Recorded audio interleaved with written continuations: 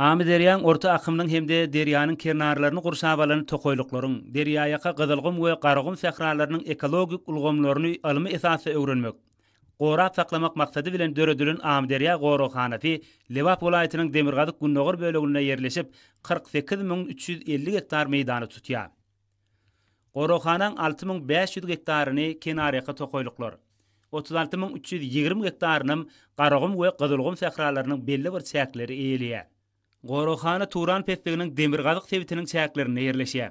Gorohanaň gabakly we görelli bölümleri Amderýanyň çep kenaryna, nargy bölüm bolsa sağ kenaryna yerleşendir. Meýdany 28177 hektardan ibaret bolan Gorohananyň nargy bölümi diňe bir kenaryaqa tokoýlyklardan ibaret bolman eýsem Günnogor Demirgazyk çägine gyzylgym sährasynyň tebiği gözelliklerini özüne jebleýär. Gorohanaň bu bölümniň 3246 hektaryny tokoýlyklar eýelýär. Amderýanyň çep kenaryna gabakly bölüm yerleşip Günorta Günbatarda garagym sährasy, Demirgazyk Günnogorda gyzylgym sährasy bilen ara çäkleşýär. Bölümüň tutýan umum meýdany 18114 hektardan ibaret bolup, şoň 1196 hektaryny tokoýlyklar eýelýär. Gorohanaň görelli bölümi Günorta Günbatyrda garagym sährasy bilen ara çäkleşýär. Eýelýän umum meýdany 2058 hektardan gowrak bolup, ähli ýeri tokoýlyklar bilen gurşalandyr. Gorohanaň görelli bölümini tokoy suwunlarynyň duş gelýänligi bellenip geçilýär. Gorohana ýylyň islenip pasynda özüniň gözel keşfi hemde täsirlikleri bilen görüni haýrana goýýar.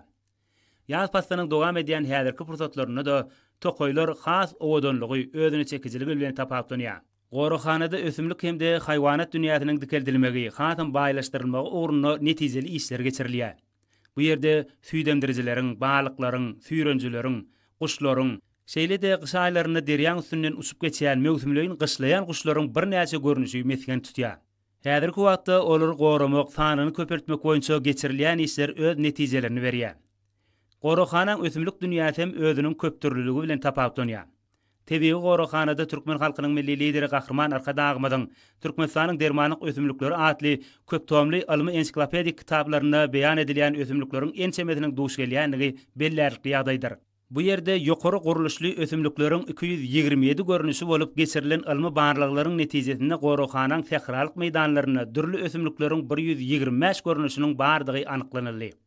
Şolaň arasynda sähralyklarda dermanlyk häsiýetli ösümlikleriň 10 mäşidi duş gelýär. Tokoy zoluklarına ösümlüklerin 86 görünüşü gavat gelip şolardan 30'dan gowrak görünüşiniň dermanlyk ösümlükler dugu anyklandy. Döwletimiz tarapyndan alınıp barlayan mühim ähmiýetli ekologiýa siýasatyny durmuşa ornaşdyrmakda. Tebigaty aýawly göz bilen seredip, tebiği özellikleri bir gorap saklamakda.